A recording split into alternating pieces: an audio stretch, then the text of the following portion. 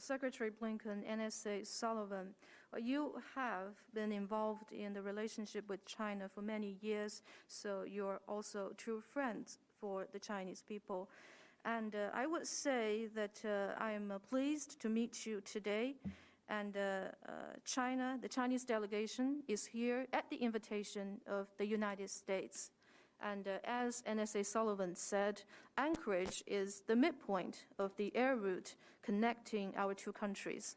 And it is fair to say that this place is a refilling station for China-U.S. exchanges and also a place that China and the United States can meet each other halfway. And China certainly in the past has not and in the future will not accept the unwarranted accusations from the U.S. side. In the past several years, China's legitimate rights and interests have come under outright suppression, plunging the China-U.S. relationship into a period of unprecedented difficulty. This has damaged the interests of our two peoples and taken its toll on world stability and development. And this situation must no longer continue. And China urges the U.S. side to fully abandon the hegemonic practice of willfully interfering in China's internal affairs. This has been a long-standing issue, and it should be changed. It is time for it to change. And in particular, on the 17th of March, the United States escalated its so-called sanctions on China regarding Hong Kong. And the Chinese people are outraged by this gross interference in China's internal affairs, and the Chinese side is firmly opposed to it. Anchorage is a midpoint between China and the United States, but after all, it's still the United States territory. And I have said that the Chinese delegation has come here at the invitation of the United States. However, just on the day before our departure, the United States passed these new sanctions. This is not supposed to be the way one should welcome his guests. And we wonder if this is a decision made by the United States to try to gain some advantage in dealing with China. But certainly this is miscalculated and only reflects the vulnerability and weakness inside the United States. And this will not shake China's position or resolve on those issues. And let me also say that the phone conversation that President Xi Jinping and President Biden had on the eve of the Chinese New Year is a very important one.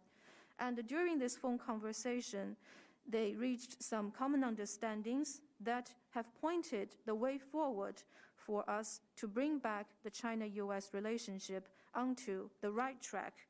And the international community is following very closely our dialogue for today and tomorrow. They're watching whether our two sides will each demonstrate goodwill and sincerity, and they are watching whether this dialogue will send out a positive signal to the world. So we will be watching what will happen today and tomorrow. And if the United States is willing, I think our two sides should step up to this responsibility and deliver on this task that we are given. I will stop here. Thank you. Mr. Director, State Councilor, given your extended remarks, permit me please to add just a few of my own before we get down to work, and I know Mr. Sullivan may have a few things to say as well. I have to tell you, in my short time as Secretary of State, I've spoken to, I think, nearly 100 counterparts from around the world. And I just made my first trip, as I noted, to Japan and South Korea. I have to tell you, what I'm hearing is very different from what you described. I'm hearing deep satisfaction that the United States is back, that we're re-engaged with our allies and partners. I'm also hearing deep concern about some of the actions your government is taking. And we'll have an opportunity to discuss those when we get down to work. A hallmark of our leadership, of our engagement in the world, is our alliances and our partnerships that have been built on a totally voluntary basis. and it is something that President Biden is committed to reinvigorating and strengthening. And there's one more hallmark of our leadership here at home, and that's a constant quest to, as we say, form a more perfect union. And that quest, by definition, acknowledges our imperfections, acknowledges that we're not perfect, we make mistakes, we have reversals, we take steps back. But what we've done throughout our history is to confront those challenges openly, publicly, transparently, not trying to ignore them, not trying to pretend they don't exist, not trying to sweep them under a rug. And sometimes it's painful, sometimes it's ugly, but each and every time we've come out stronger, better, more united as a country. I recall well when President Biden was vice president and we were visiting China, and this was in the wake of the financial crisis. There was much discussion then, including with then Vice President Xi Jinping. And Vice President Biden at the time said, it's never a good bet to bet against America. And that remains true today.